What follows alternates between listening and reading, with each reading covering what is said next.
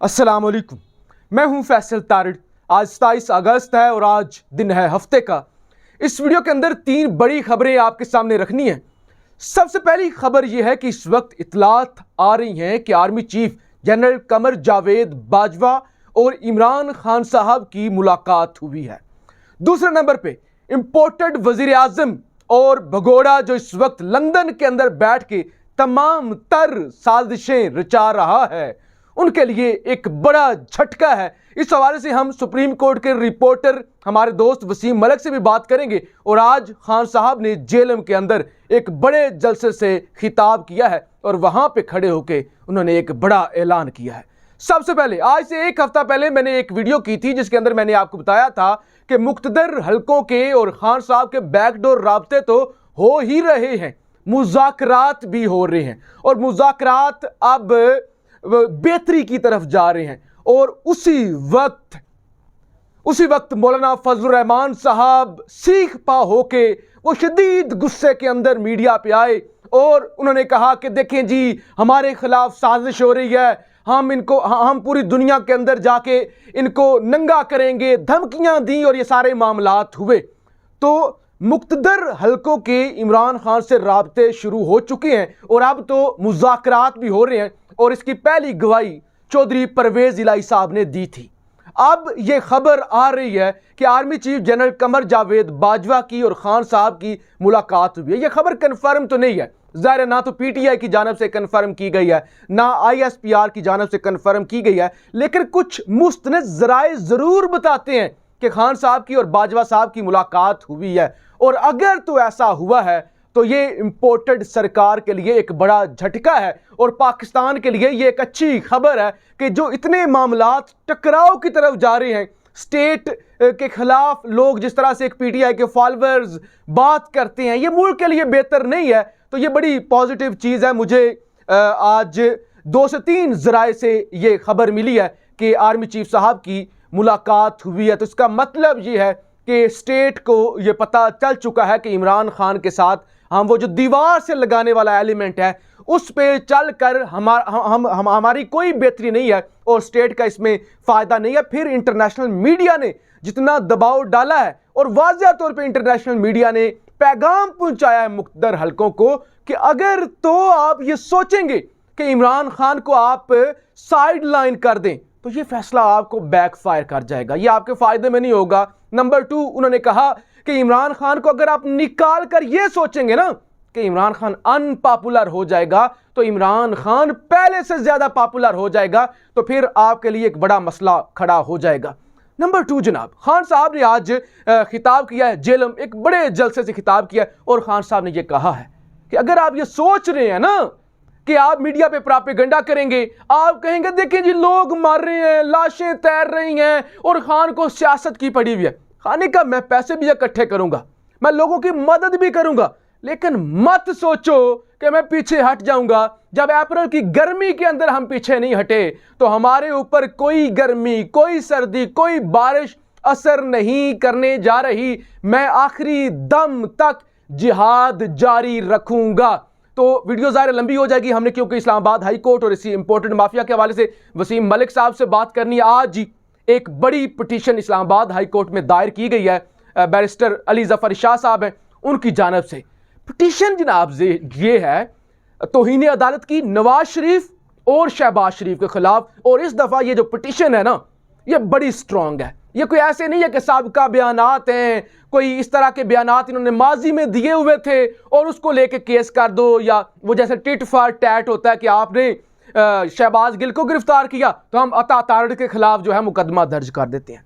आपको याद होगा शहबाज शरीफ ने 50 रुपए का एक एफिडेविट दिया था लाहौर हाई कोर्ट को, जिसमें उन्होंने ये कहा था कि मेरा भाई जो कि मरने वाला है वो जा रहा है लंदन इलाज करवाने के लिए सिर्फ 4 हफ्तों के लिए और 4 हफ्तों बाद वो वापस आ जाएगा, मैं गारंटी देता हूं। भाई वापस नहीं आया और गारंटी देने वाला वजीर आजम लग गया।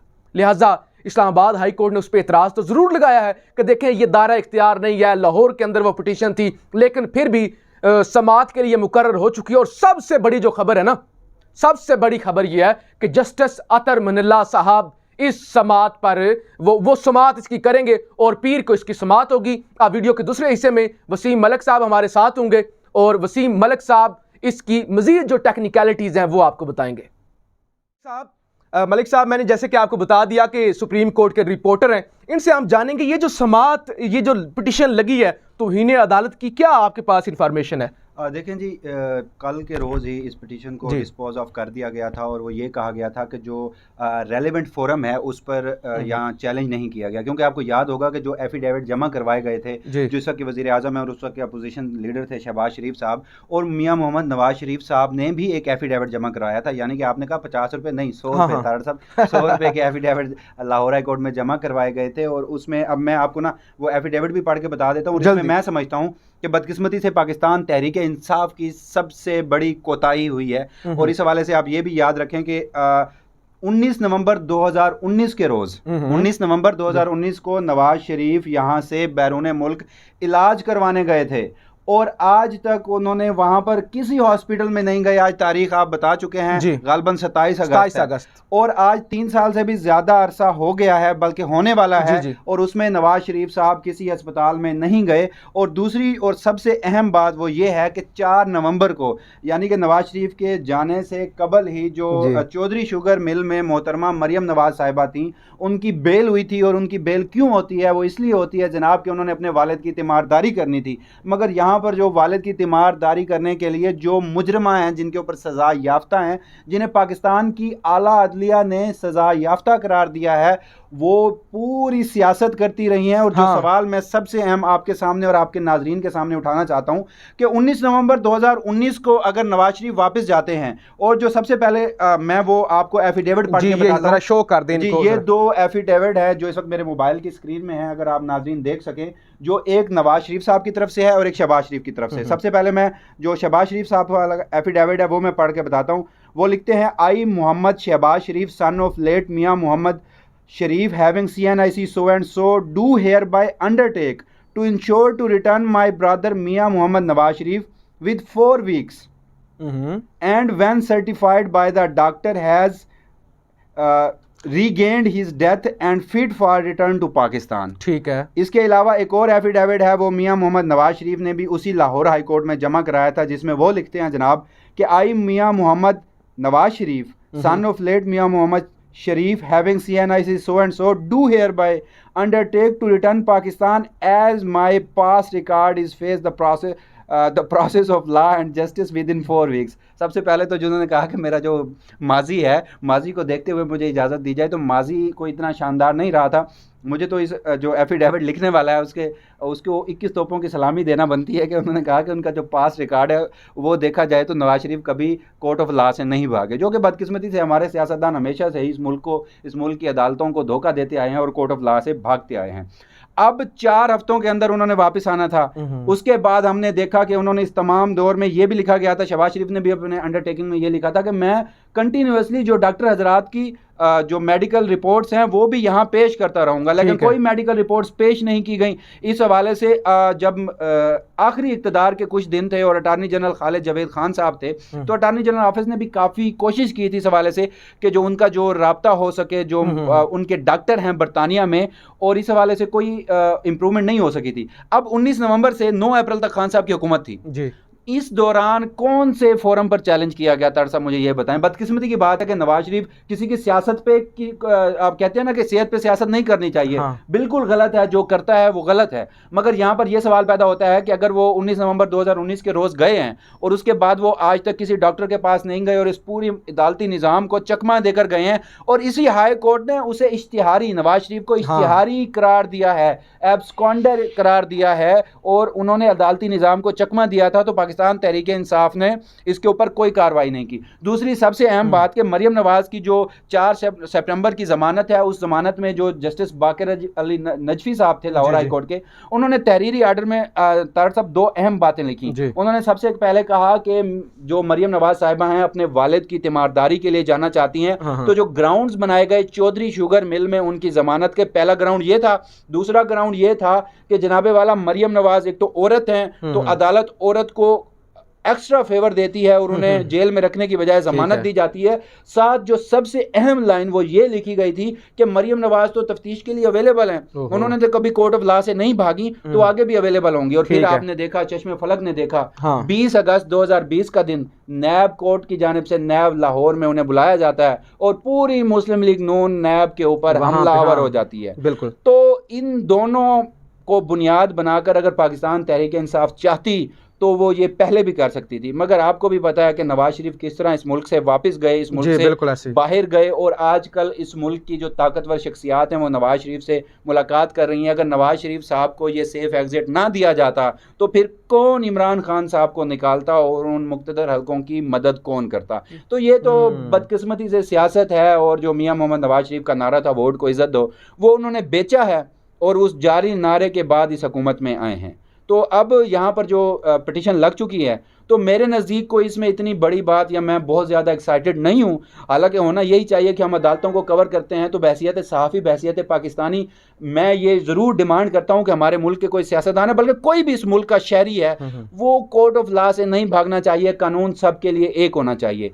अब अतर मिनुल्लाह साहब आज ही गालबन वो अपनी छुट्टियों के बाद अदालत में आए हैं, सोमवार को इसकी पेशी है, और मुतलका फोरम फिर वही है कि जो रजिस्ट्रार ऑफिस ने एतराज़ात लगाए थे। जैसा कि मैं आपको बता चुका हूं कि मैं कोई एक्साइटेड नहीं हूं कि शायद लाहौर इस्लामाबाद हाई कोर्ट से इस हवाले से कुछ बहुत ज़्यादा निकलेगा। जब तौहीन अदालत की दरख्वास्त इमरान खान साहब के खिलाफ आई तो उसके बाद ही ये दरख्वास्त जमा कराई गई है, और अब सोमवार को समाअत है, और सोमवार को समाअत में देखा जाता है कि क्या चीफ जस्टिस अता मन्नुल्लाह भी वही आर्गूमेंट अपनाते हैं कि जो मुतलका फोरम है लाहौर हाई कोर्ट का, वहाँ जाना चाहिए, क्योंकि जो बेसिक और सबसे टेक्निकल मामला है कि दोनों एफिडेविट लाहौर हाई कोर्ट ने दिए थे, लाहौर हाई कोर्ट में जमा कराए गए थे, और ज़मानत भी जो बेल था, नवाज शरीफ साहब की बेल थी 4 हफ्तों के लिए, वो भी लाहौर हाई कोर्ट से थी। अब पीर के रोज़ इस हवाले से अहम समाअत ज़रूर है, और इस हवाले से देखा जाएगा कि अदालत क्या करती है। जी मलिक साहब, बहुत शुक्रिया। आखिर में सिर्फ 2 बातें करना चाहता हूँ। नंबर 1, जैसे कि मलिक साहब ने आपको एफिडेविट दिखाया और आपने देख लिया, 4 हफ्तों का जिक्र है दोनों भाइयों की जानिब से, और जिस भाई ने इतना बड़ा झूठ बोला, 4 हफ्तों की ज़मानत दी, भाई वापस नहीं आया, वो बयान हल्फी भी दिया, उसके बावजूद अगर वो वज़ीर आज़म बन जाता है तो ये बड़े शर्म का मुकाम है। नंबर 2, टेक्निकली अगर बाय लॉ इसको देखा जाए, एक शख्स जो बयान हल्फी दे रहा है और उसके बाद उसका भाई वापस नहीं आता, तो तौहीन अदालत की कार्रवाई के ज़रिए वो शख्स नाअहल भी हो सकता है, क्योंकि वो सादिक और अमीन नहीं है, उसने एक झूठा बयान हल्फी दिया। झूठा बयान हल्फी, खान साहब को तो बड़ा कह रहे थे बयान हल्फी, लेकिन वो सर्टिफिकेट था, लेकिन ये बयान हल्फी है और इस पर कानूनी कार्रवाई हो सकती है। आखिर में आपने कहा कि झूठा बयान हल्फी, जनाबे वाला आपके वज़ीर आज़म इस वक्त जो सबसे स्ट्रॉन्ग केस था, फ़र्द जुर्म आयद होनी थी, 16 अरब रुपए की FIA ने जो तमाम तर तफसीलात जमा कराई थी, डॉक्टर रिजवान मरहूम साहब, जो उसके बाद उनकी डेथ भी हो गई थी, तो 16 अरब का मैच्योर केस जिसमें बचने के कोई चांसेस नहीं, फ़र्द जुर्म आयद होनी थी, उसी दिन वो वज़ीर आज़म का हल्फ ले रहे थे। इससे बढ़कर 22 करोड़ आवाम की तौहीन नहीं हो सकती। बस ये तो सिस्टम है। लेकिन मैं समझता हूँ, इस वीडियो के पहले से मैं बता चुका हूँ कि आर्मी चीफ जनरल बाजवा साहब की शायद मुबैना तौर पे कन्फर्मेशन तो नहीं, मुलाकात हुई है, तो अगर तो हवाओं का रुख तब्दील हो रहा है तो फिर इनको एक दफ़ा दोबारा रंदा फिरेगा। अपनी राय का इजहार ज़रूर कीजिएगा। पाकिस्तान जिंदाबाद।